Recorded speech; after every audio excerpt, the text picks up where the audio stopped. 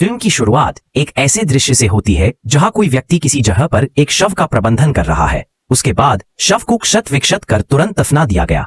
कुछ ही समय बाद दृश्य जैक नाम के एक व्यक्ति पर चला जाता है। जैक सड़क के किनारे उसे ले जाने के लिए एक कार का इंतजार कर रहा था। ये थोड़ा अजीब है जब हम देख सकते हैं कि वहाँ एक सड़क चिन्ह है जिस पर लिखा है कि इस सड़क पर कभी किसी को लिफ्ट न दे। ये ठीक से ज्ञात नहीं है कि इसका क्या मतलब है, लेकिन ये स्पष्ट है कि उस सड़क से गुजरने वाली हर कार जैक को कभी लिफ्ट नहीं देती, चाहे वे नए आने वाले लोग हों या उस क्षेत्र के निवासी। जैक जो अकेला था, अपनी भावनाओं को दबाते हुए केवल समर्पण कर सकता था। समय बीतने के साथ जैक चलता रहा और आखिरकार उसने एक आदमी और एक औरत को लड़ते हुए देखा।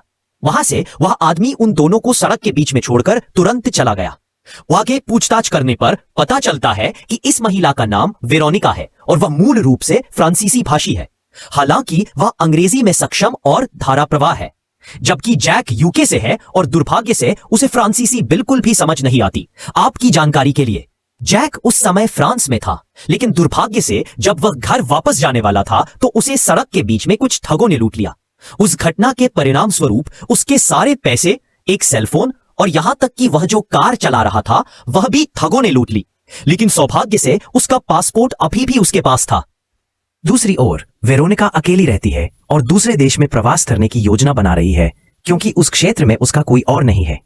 उसने जैक को बताया कि उसके माता पिता दोनों की एक पुरानी बीमारी से मृत्यु हो गई थी। जब रात हुई तो उन्होंने जंगल में कुछ समय बिताने का फैसला किया। अपने शरीर को गर्म करते हुए वेरोनिका ने जैक को बताया कि वह हाल ही में ऑटोग्राफ बनाने का अभ्यास कर रही थी। कहानी को संक्षिप्त करते हुए सुबह में जैक उठा और उसने देखा कि वेरोनिका अब उसके बगल में नहीं थी। जैसा कि पता चला, वह महिला एक झील में नहा रही थी। जैक ने यह देखते ही तुरंत झील में छलांग लगा दी। झील में एक साथ नहाने के बाद उन्होंने उस क्षेत्र की सड़कों पर चलते हुए अपनी यात्रा जारी रखी।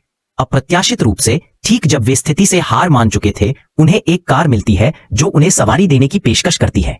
हालांकि वेरोनिका बिल्कुल भी खुश नहीं लग रही थी और उसे उस आदमी से डर लगने लगा। उनकी मदद करने का इरादा रखता था। वैसे यह आदमी ग्रिजार्ड है। वह उस क्षेत्र का मूल निवासी है और वह बहुत अच्छी अंग्रेजी नहीं बोलता है, इसलिए उसने जैक और वेरोनिका को पहले अपने घर पर रहने के लिए ले जाने का फैसला किया और अपनी पत्नी से मिलने के लिए, जो पहले इंग्लैंड घर चले गए। उसके बाद जैक और वेरोनिका जो पहुंच चुके थे का तुरंत ग्रिजार्ड की पत्नी मैरी ने स्वागत किया। वहां से जैक को मैरी उसके बेडरूम में भेज दिया, जबकि वेरोनिका को ग्रिजार्ड ने उसके बेडरूम में भेज दिया। मैरी के जैक को कमरे में अकेला छोड़ने के बाद जैक, जो पहले से ही थका हुआ था, तुरंत बिस्तर पर लेट गया और तुरंत सो गया।